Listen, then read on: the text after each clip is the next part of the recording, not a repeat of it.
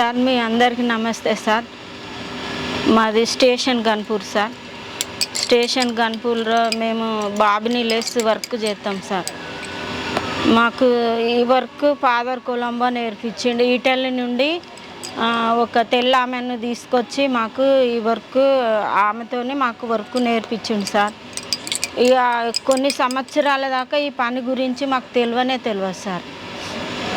ఈ పని మేము చేసి వాళ్ళకి ఇచ్చుడు వరకే, కానీ ఈ పని ఎటు వెళ్తుంది, దీంతో ఏం లాభం ఉన్నది మాకు అది ఏది తెలియదు.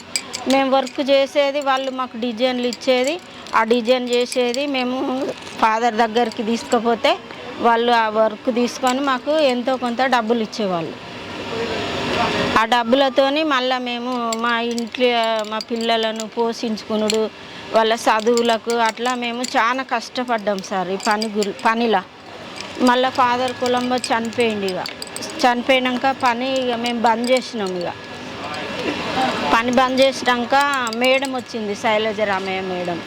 మమ్మల్ని అందరినీ ఇక్కడ వర్క్ చేసేటోళ్ళు చాలా మంది ఉన్నారని మేడంకి ఎట్లా తెలిసిందో మాకు తెలియదు, కానీ మేడం వచ్చి మేము వర్క్ ఇస్తామమ్మా మీరు చేస్తారా, మీతోటి కళాకారుల లెక్క అందరికీ నేర్పిస్తారా అంటే నేర్పిస్తామన్నాం. ఇక 4 నెలల ప్రోగ్రాం పెట్టింది మేడం. 4 నెలల ప్రోగ్రాంలో 4 టీచర్లు ఉన్నాం. నేను టీచర్గా పనిచేసిన. నేను టీచర్ కాకముందుకే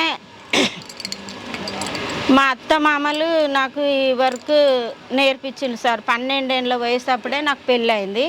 ఈ చిన్నపిల్ల ఏం పని చేస్తుందని నాకు ఈ వర్క్లో వాళ్ళు అలా జాయిన్ చేసిండ్రు. ఫాదర్ దగ్గర జాయిన్ చేసి ఈ పని నాకు వాళ్ళు కల్పించిండ్రు. వాళ్ళు వ్యవసాయం చేసేటవాళ్ళు. ఈ పని నేను చేసిన తర్వాత, నేర్చుకున్న తర్వాత మా ఇంటి దగ్గర చాలా మందికి ఉచేతగానే నేను పని నేర్పించిన సార్. దాదాపు 20-25 మంది దాకా నేను నేర్పించిన. వాళ్ళ దగ్గర ఏం తీసుకోలేదు. వాళ్ళందరూ మా కుటుంబస్తులు, మా అన్న భార్య, కోడన్లు, వదినన్లు, మరదాన్లు అందరికీ పని నేర్పించిన నేను. అందరూ వాళ్ళు ఇప్పుడు ఈ పనిలో వాళ్ళు పని చేస్తాను, పని మంచిగానే చేస్తాను వాళ్ళు కూడా. తర్వాత ఇక ఇంతకుముందు అయితే మాకు ఈ కార్డు డిసిహెచ్ తరఫున కార్డు వస్తుంది, అక్కడికి ఇక్కడ పోవాలి అన్నది ఏం తెలియదు మాకు. సార్ వాళ్ళు మాకు మేడము అక్కడ కార్డు ఇస్తారమ్మా, అక్కడ మీరు పోయి తెచ్చుకోలే అంటే ఆ కార్డు దగ్గర కూడా మేము పోలే. మాకు ఇంటి దగ్గరకే కార్డు ఇచ్చి ఈ కార్డు ద్వారా ఎన్నో ఉపయోగాలు ఉన్నాయి, మీరు పని చేసుకోవచ్చు, ఎక్కడికైనా పోవచ్చు, పని చేసుకొని పెట్టుకోవాలి.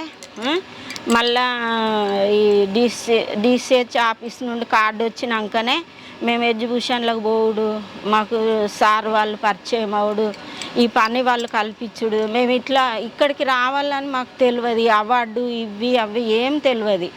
ఈ అవార్డు గురించి అయితే సార్ వాళ్ళ వల్లనే మాకు బయటకు వచ్చినందుకు ప్రతి ఒక్కళ్ళు అవార్డు తీసుకున్నారు. 4-5 తీసుకున్నారు దాదాపు.